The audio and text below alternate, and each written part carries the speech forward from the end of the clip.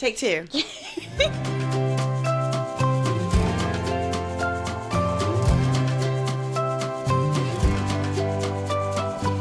Welcome to the While You Grow podcast with Dr. Courtney Addison and me, Addison Powell, where we will dive into all things pediatrics, occupational therapy, and other important topics around children and development. So, if you are a parent, occupational therapist, student, or just want to learn more about occupational therapy and pediatrics in general, then keep listening. For more information on the podcast and to follow us on social media, take a look in the show notes. Let's get started. All right. First podcast of the While You Grow with Courtney Addison and me, Addison Powell. Welcome. Welcome. So we are so excited that you've joined us. This project kind of came out of thin air and we're excited about it. We do want to provide the disclaimer that we know nothing about technology. No. And all of our technology support has come from Addison. So please bear with us as we learn the system and learn kind of a little bit more about podcasting. But I think both of us share this passion of wanting to share evidence-based information with the public and with people interested in pediatric OT. Definitely. Yeah, technology has been super fun to figure out. Right. But we got it. A lot of YouTube videos. Lots of YouTube videos. Yes. Yeah, we definitely did not go to school to do technology. No. But it's important, right?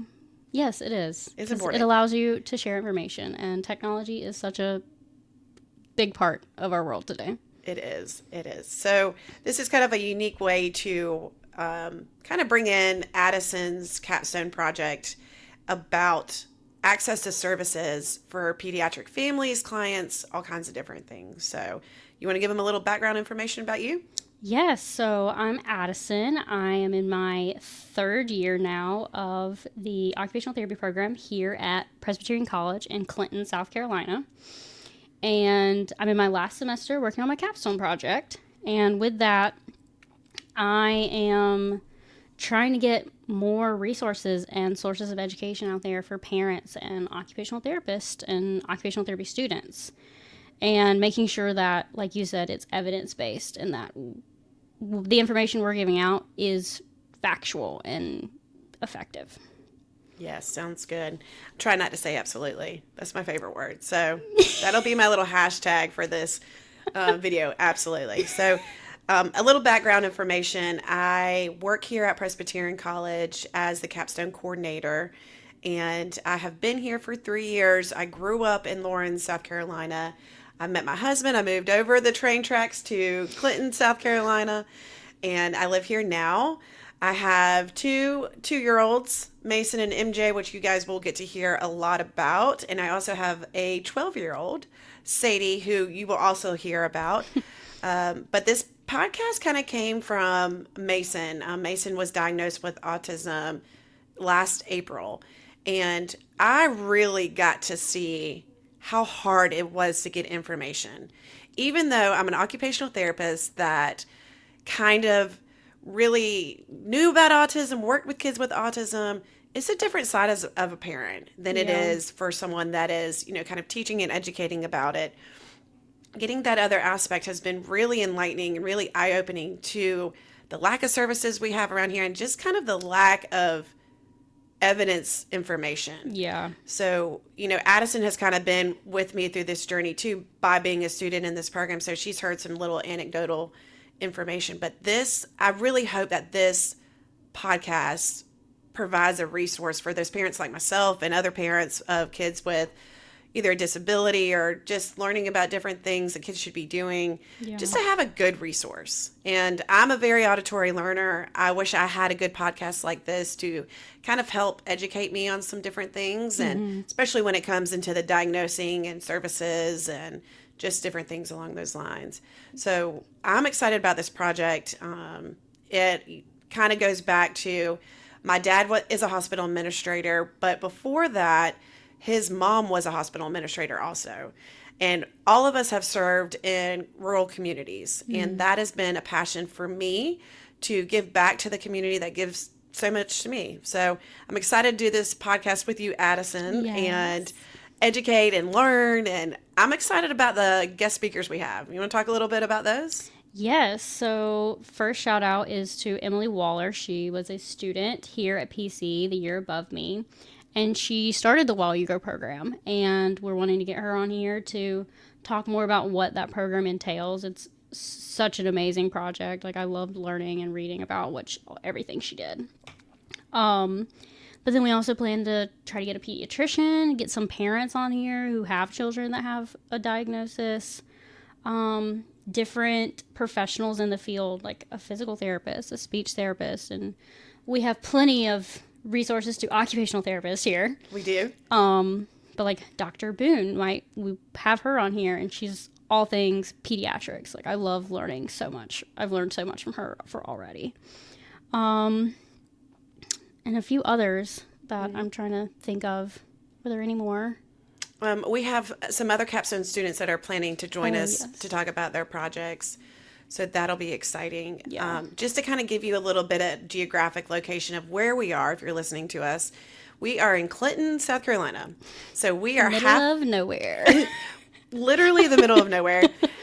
But we have a great resource here at the Presbyterian College. There is a graduate program of health sciences. And anyways, where we're located is right in between, if you're looking at South Carolina, right in between Columbia and Greenville. I got it right this time. Yes. So we have access to the beach. We have access to the mountains. We really live in a great place, though. Yeah. Right? Yeah, it is. Plus, just the sense of community that's here is amazing. It is. Everybody knows everyone. Oh, yes. Yes. So, which could be a good or a bad thing. yeah, that can be a good thing. But I have found, even being a parent in a small community, just having a great network of other parents around the same age of the kids that I have, it's great. It's great. I love raising my kids here. So I think it's definitely a good place. it is a good place. And It is. our students, though, they come from all over. We have students all over the country. So they bring a lot of diversity. I think they get a little culture shock when they come here, though. Yeah, I did. Would you say? Yes, I did.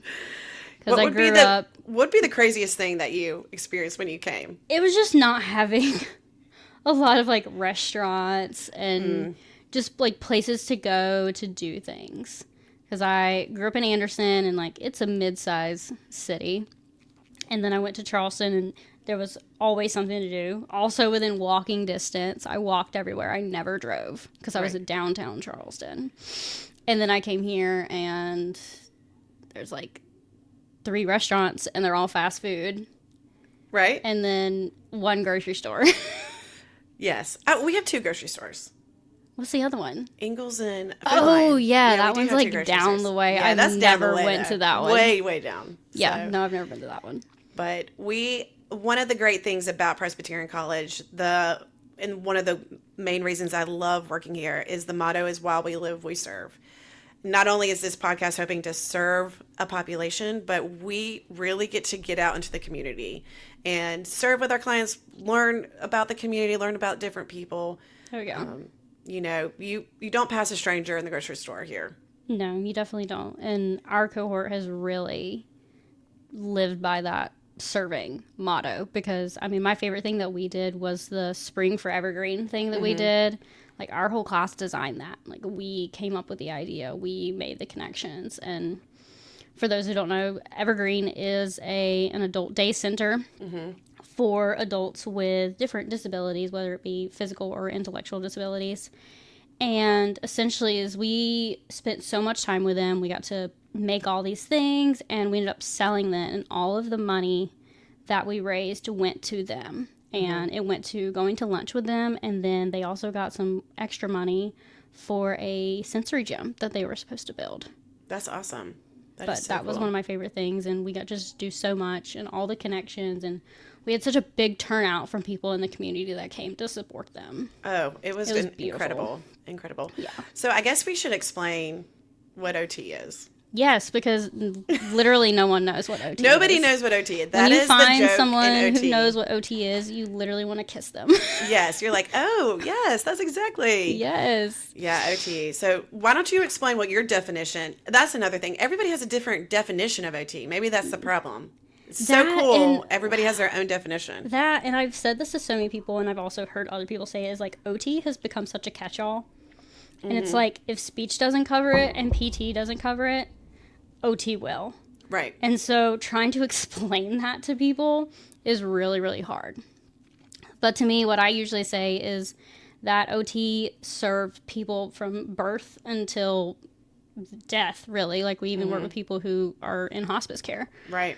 And working with them so that they can functionally participate in their occupations. And occupations are just those daily activities, like taking a bath, getting dressed, going to work, going to school, making meals, like all of that. It's literally anything that you need to do in your life. We are going to try to help you to find a way to do it, whether you're rehabbing from a shoulder or it's a little kid who has cerebral palsy and he needs help writing. Like, we're going to work with that on those things to help them really participate in their daily life and make them maximize their independence as much as possible. Right. And I think you really hit it, that I agree with it. Really engaging in those things that they want to do. Yeah, it's what's so meaningful to them. It's not just, okay, well, we're just going to do this, but then they don't really care about that. Right. We want to know the person. We're treating the person in a holistic way. Absolutely. Which is what I love about OT. Like, it's never a dull moment. You're doing so many different things. There's so many different things, including this podcast. Yeah. So, the thing that I love about OT, especially in terms of pediatrics, so a little bit about my background. I have worked in a lot of different areas of OT, to include hand therapy, skilled nursing, acute care, inpatient care. I've always had a job in pediatrics, though. I've always treated for a company out of Simpsonville, Keaton Pediatrics, and in the home health setting. And the big thing that OT is for kids and peds is occupation of play. And I think that's why I like it the most. Like, my personality, we will talk about Enneagrams a lot in this podcast. We are obsessed. Well, I'm obsessed. He loves Enneagrams. I will not say Addison is obsessed, but I'm obsessed with Enneagrams. And so, anywho, I'm a 7. Or I lead with a 7 is what you're supposed to say, I think. And I love the occupation of play and what that brings to a kid's life, a child's life, the opportunity to understand them more developmentally, socially, emotionally, spiritually. That is the play. Play is the occupation of kids. Yeah. And I want to tie that a lot into this podcast and how it's seen from 0 to even 21 is considered pediatrics now for different populations. And that's what I want a lot of the parents to understand too, is understanding what motivates a kid, what is going to help a kid, and it always seems to come back to play. Would you say? Because even when you're working with a kid, like, it seems like you don't want it to seem like work to them. Right. You want it to be fun and engaging, because then you're gonna see more results from a kid when they're actually having fun and they want to engage in what you're working with them with. Like, you can make anything fun and playful, Right. which is what I love. And I mean, I've been interested in OT since my senior year of high school, because I got to shadow an OT in the schools for the first time, and I just fell in love with it. And I love kids. I love pediatrics. Although for most people, when they meet me, they're like, "You want to work in pediatrics?" Like, I'm just I don't know. I lovingly call Addison the Wednesday Addams of her cohort. You gotta love her, but she is gonna give you that Wednesday Adam. She's gonna give you the real answer. That's for sure. She's gonna give you the truth. So if you do not want honesty, do not ask Addison, because he will give you the truth. That's for sure. I will, but that's what I'm like with adults. I love kids. I'm a totally different person when I'm with kids. It's just like something lights up in me because I'm so passionate about it. Right. And I learn what I also love about, like, kids with special needs. You end up learning so much more from them than they learn from you. Oh, 1,000%. And they are literally just like the light of the world to me. Yes. And I love them. Yes. And there's something magical with OT. It's almost like a meditative experience when you're working with a kid. Like, you just get into the zone of working with them and challenging them in an appropriate way, and, helping them develop the skill. It's beautiful. Like, it's like an art form. I'm getting really emotionally attached to this experience now, but it's just, when you talk about what OT can do for this population, there's so many things. Yeah, so many things. It really is. It's a catch-all, but it's a good thing because we get to work on so many different things with kids, and I really think that's make a difference. Right. We want to bring out in this podcast all the things peds, all the things kids with this relation with OT. Yeah. And just, all the things you can do and just be a resource for parents. I really truly believe everybody should be an OT. Like, this is the dream job. It is. It's been my dream job for 8 years now, and I'm so close to finally getting able to do it. Like, my pediatric rotation for field work, I literally cried in my car for 15 minutes when I left. Because I was like, this is my only dream 15 job. minutes, though. Like, you cut it off. Like, I will only allow myself... I had to drive home. I will only allow myself 15 minutes to cry. Like, this is Addison for you. Like, she's only giving you 15 minutes to cry. It was a miracle it was a miracle that I cried. Oh, that's true. That is true. But yeah, because I was like, the way I saw it is I just got to do my dream job for 3 months, and now I have to walk away and do something else. And then now you're working on this podcast with me until you graduate, right? And this is the last thing that I thought I would be doing. Right. I hate hearing myself talk. I barely know how to work myself home. Yes. And I'm not much of a talker. But look at us. We're talking right away because it's something we love. Yeah, it's something we love. That's the difference. I mean, don't you think this... I think what do we want to get out of this podcast is for those... I think in my brain, like the parent that has taken their kids to OT or services or in school with OT is just explaining what we do and explaining why we do things. And some of the things, the topics that we want to bring up, hopefully will kind of speak to everyone and what they face. We face the issues of screen time, of bullying, of mental health, of anything in terms of development, writing, reading, all those things kids do, all their occupations. Oh, yeah. So I hope this podcast, I hope the listeners out there get something out of this podcast that can help them. Yeah, I really hope so too. That's why I even want to cover just the basics, like you said, of development and milestones, because there's a parent out there who might be looking at their kid and like, oh, are they on time? And something else that will probably get brought up, especially if Dr. Boone is on here. But CDC, their milestones, they've changed them. Mm-hmm. But we haven't changed. But no, we haven't changed them. Right. So now you're looking at, a parent can be looking at those like, oh, my kid is on time. But then you actually like bring them to an OT, or even maybe a pediatrician is going to bring up concerns. And you're like, oh, but they're meeting the milestones, but they've changed. And Dr. Boone will definitely talk more on that. I'm sure she will. I love her soapboxes. Yes, soapboxes with Dr. Boone. She's going to love those.